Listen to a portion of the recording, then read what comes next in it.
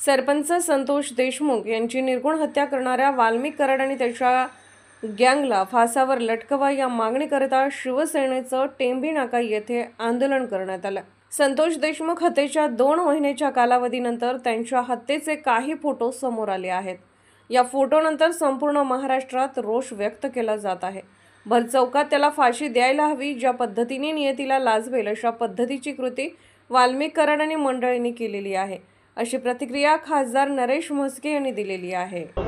एखाद्या नागरिकाची क्रूरपणे हत्या होते आणि जर आम्ही त्याला न्याय देऊ शकत नाही, त्या माणसाला सत्तेमध्ये म्हणून जर मोकाट सोडणार असू तर ती सत्ता काय उपयोगाची नाही आहे।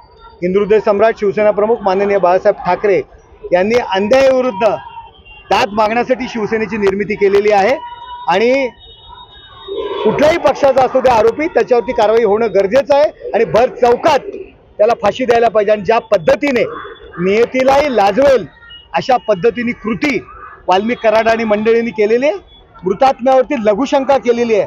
माझं तर म्हणणं आहे की तो त्यांचा पार्टच भर चौकात कापून टाकला पाहिजे आणि अशा लोकांना त्याशिवाय धडा मिळणार नाही। सर, पण एकीकडे कालच फोटो व्हायरल झालेले आहेत, सगळ्या जे काही घटनाक्रम आहेत त्यांचे व्हिडिओ देखील पोलिसांना सापडलेले आहेत आणि यानंतरच कुठेतरी आक्रमकता जी आहे ती बघा, ते कालचे फोटो आणि व्हिडिओ आपण पाहू शकत नाही।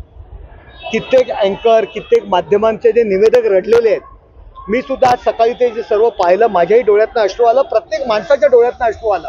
हे हिंदुस्थानातील संपूर्ण जनता ते सर्व दृश्य पाहून रडलेले आहे, डोळ्यातनं पाणी आलेलं आहे।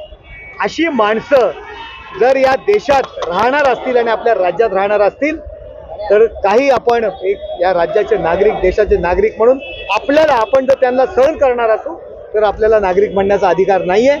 त्यांच्यावरती तशाच पद्धतीने, क्रूर पद्धतीने त्यांना शिक्षा होणं गरजेचं आहे। वैद्यकीय कारण सांगून धनंजय मुंडेंनी राजीनामा दिलेला आहे, तो स्वीकारलेला आहे। मुख्यमंत्र्यांनी एकंदरीत पाहता आमदारकीचा देखील राजीनामा द्यावा का, हा कसा? हे बघा, धनंजय मुंडे यांनी राजीनामा दिलेला आहे, तो विषय वेगळा आहे।